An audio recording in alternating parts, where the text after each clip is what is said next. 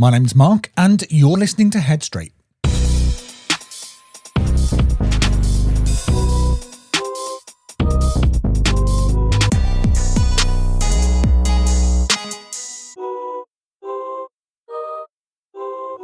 Hello, you lot, and welcome back.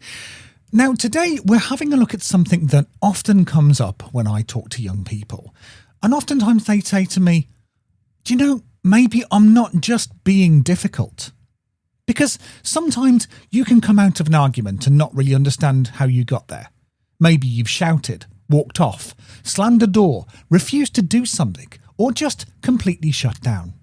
Everyone around you is reacting to what you've done, and you're probably reacting to them reacting to you. And somewhere in the middle of all of that, you might be thinking, why do I keep doing this? Because from the outside, it can look pretty straightforward. You got angry, you were rude, you wouldn't listen, you made things difficult. And maybe some of that is true. But I think there are times when you know, somewhere underneath it all, that there's more going on than that. You might not even know what the more is. You just know that calling it bad behaviour or saying that you were being difficult doesn't quite explain it. Now, maybe you've tried to explain yourself before and it came out wrong. Maybe you didn't know what to say. Maybe you didn't even realise that something was bothering you until you were already right in the middle of reacting to it. And that's what I want to explore in this episode. Not whether you're right or wrong, not whether everything that you do has some deep meaning behind it. Just this idea that sometimes the things that we do can start to say something before we've actually found the words ourselves. And maybe that changes the question slightly. Instead of just asking, why am I being so difficult? Maybe there's another question sitting just underneath it. What is it that I'm actually trying to say? Now, sometimes there probably isn't anything deeper going on. You're annoyed, you're tired, someone's got on your nerves, you've made a bad decision. We don't need to turn every slammed door into some massive hidden message. But there are other times when you start to notice a pattern. Maybe you react much more strongly in certain situations. Maybe you're fine until someone keeps pushing you for an answer. Maybe school gets harder and harder until eventually you just can't face going in. Maybe you're okay with everyone else, but at home you seem to explode over the smallest things. And that can be confusing because you might look back afterwards and think, why did that affect me so much? Now, sometimes the reaction seems much bigger than whatever actually happened. But maybe that's because what just happened isn't the whole thing. Maybe it was the final bit. Maybe you'd already been holding on to something all day. Maybe you were embarrassed, worried, overwhelmed, angry, or just completely fed up, and you hadn't really noticed how much it was building. And then someone says one thing to you, and you suddenly let them have all of it. I think most of us have moments like that. Someone asks a perfectly reasonable question and somehow gets a completely unreasonable response because they've accidentally arrived at the end of something that started for you hours ago. And when you're younger, working out what's building up inside you isn't always easy. Sometimes you only realise that something was getting to you once you've already reacted. And that's where I think behaviour can become really interesting, because sometimes what you do might be showing that something isn't right before you actually understand what that something is. And that doesn't automatically make the behaviour okay. It just means that there might be more to understand than the bit that everyone saw. Now, the tricky bit is that we tend to think communication means talking. You explain what's wrong, someone listens, and you work it out. Except real life doesn't always happen like that. Sometimes you know something feels wrong, but you couldn't explain it if someone gave you all day. You might know that you don't want to go somewhere, don't want to see someone, don't want to talk, or just need everyone to stop for a bit. But putting a reason behind it can sometimes feel almost impossible. And when people keep asking, they can actually make it worse. You've probably had this before. What's wrong? Well, I don't really know. Come on, something must be wrong. Oh, well, I said I don't know. Why are you now getting angry? And now you're in an argument about why you're angry, when 5 minutes ago you weren't even sure that you were angry. And I think that's where behaviour sometimes starts filling the gap. Not deliberately. It's not like you're sitting there thinking, right, I can't explain this, so I think I'm going to kick off instead. It's a lot messier than that. You might pull away, stop replying, refuse something, get irritated much faster than usual, become louder, become quieter, start avoiding something that, from everyone else's point of view, you should be able to manage. And none of those things give anyone a nice, clear explanation. They just say something's going on. The problem is, that message can be really easy to misunderstand. Someone might see anger when what's underneath it is embarrassment. They might see laziness when actually you're overwhelmed. They might see you being stubborn when, for whatever reason, you genuinely feel like you can't do what they're asking.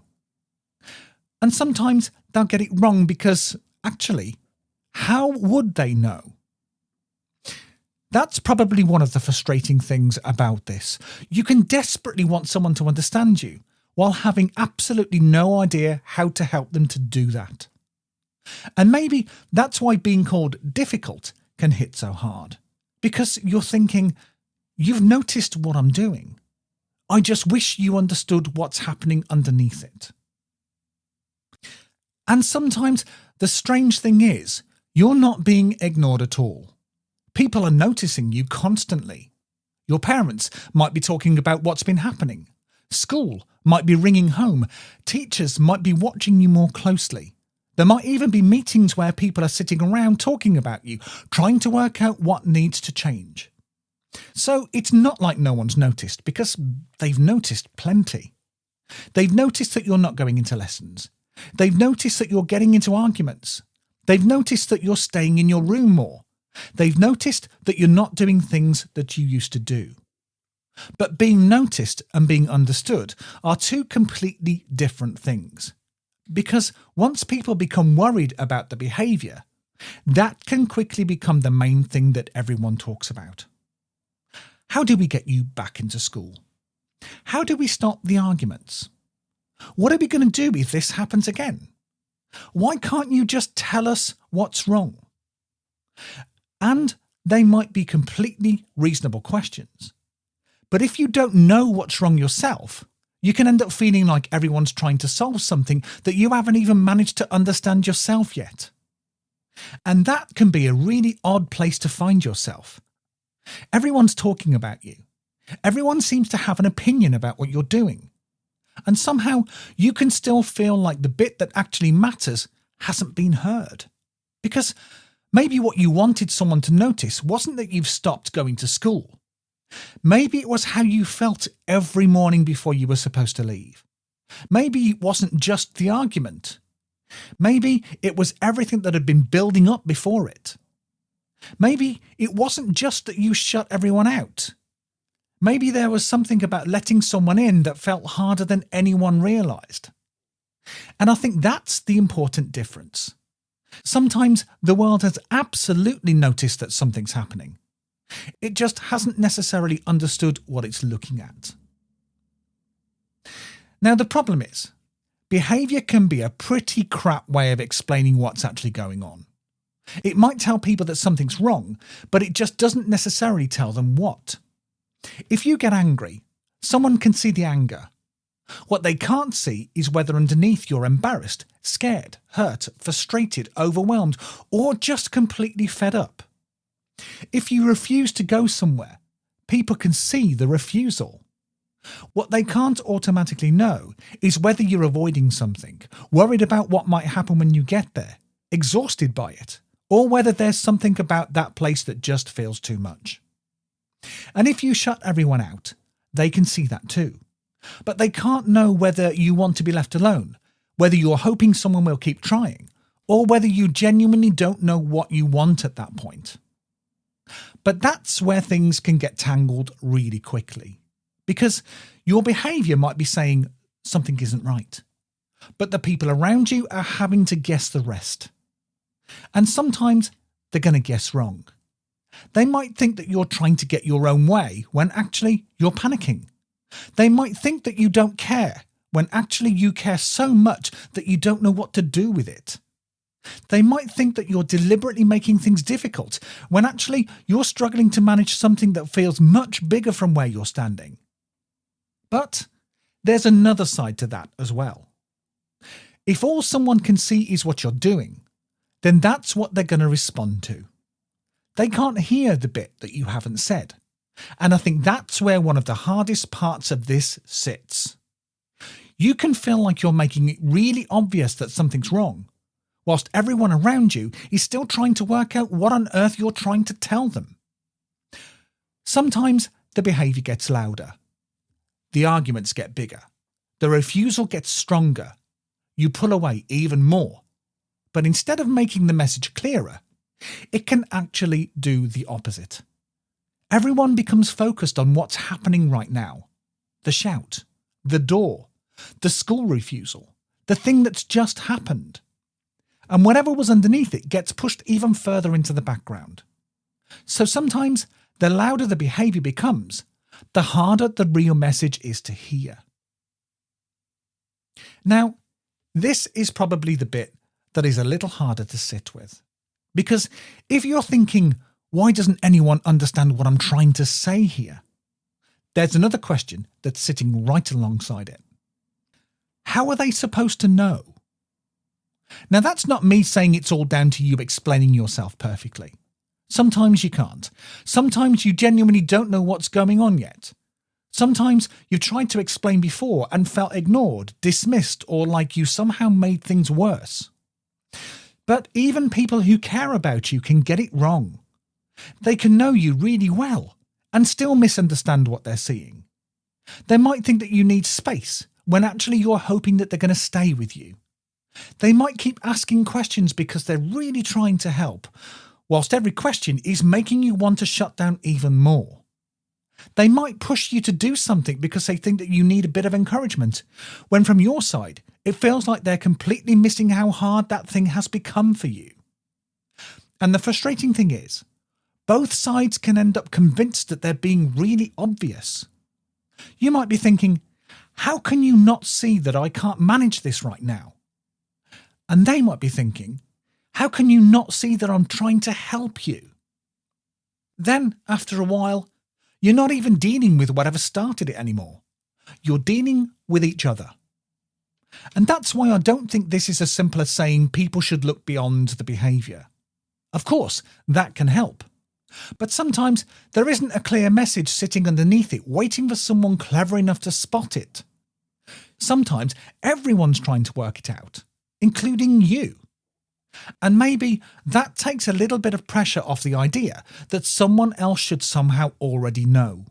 Because being misunderstood doesn't always mean someone isn't listening. Sometimes it just means that the thing that you're trying to communicate is still unclear, even to you. And that brings us to probably the most useful question in all of this. Not why does everyone keep getting me wrong, but this. Do I actually know what's going on for me? Because sometimes you don't. You just know the reaction. You know when someone mentions school, your stomach drops. You know that when a certain person messages you, your mood changes. You know that when someone keeps asking what's wrong, you want them to stop. You know that when things get too much at home, you either explode or disappear. But knowing the pattern isn't the same as understanding it. And I think that's where it can help to become a bit curious about what happens around those moments. Not in a massive overthinking everything kind of a way, just noticing. What usually happens before I kick off? What am I feeling just before I shut down? Is there a certain point where I go from coping to, nope, absolutely not? Does it happen more with certain people, certain places, certain conversations? And maybe one of the most useful questions is what you think afterwards. Because sometimes the bit you couldn't explain in the moment becomes much clearer once everything has calmed down. You might think, I really wish they'd realised that I was panicking. Or, I wish they'd stopped pushing me. Or, I wish someone had asked me what was happening earlier. Or maybe even, I wish I'd known what I needed before all of this kicked off. That doesn't mean that you'll suddenly understand yourself perfectly. You probably won't. Most of us don't. But if you start noticing what tends to happen before these moments, you might begin to see that they're not always as random as they feel. And that's quite different from you deciding, well, this is just what I'm like. Because once you start seeing a pattern, you've got something that you can actually work with. Now, there's another side to this that I think we need to hold on to. Maybe there was a reason you lost it. Maybe you've been holding on to something all day. Maybe you felt trapped, embarrassed, scared, overwhelmed, or like no one was listening. Now that matters, but what happened next matters as well. If you shouted at someone, frightened them, broke something, said something cruel, or pushed someone away, understanding what was going on underneath doesn't make that bit disappear. And I think both things can be true at the same time. You can look back and think, yeah, I shouldn't have done that. And you can also think, but I want to understand why I got to that point. But if you only stop at, I messed up again, you don't really learn anything about what happened. And if you only stop at, wow, I was struggling, you might miss the effect that your behaviour had on someone else. And there's probably something more useful somewhere in the middle of those two thoughts. And it might sound something like this. That didn't go well. What was happening before it? What was building up? What was I trying to deal with that I couldn't explain at that time? Now, that's not giving yourself an excuse. It's about giving yourself a better chance of spotting it earlier next time. And I think that's the important difference. You can take responsibility for something that you've done without turning it into a judgment about who you are. I did something difficult isn't the same as I'm a difficult person. And maybe understanding that gives you somewhere to go next, rather than just ending up stuck with the label. Now, maybe the next step isn't understanding everything.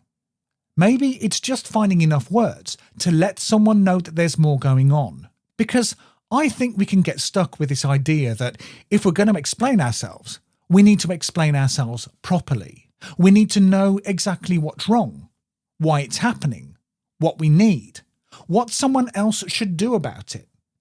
And sometimes you just don't know any of that yet. Sometimes all you've got is, I don't really know what's going on, but I know I'm not okay with this. Or, I can't explain why, but this feels harder than it should. Or even, I know I keep getting angry, but I don't think anger is the whole thing. And actually, that might be enough to start with. You don't have to hand someone a perfect explanation of yourself before they're allowed to understand that something's going on. You might still need time to work it out. They might still get parts of it wrong. You might say something one day and realise a week later that it wasn't quite right. And that's okay.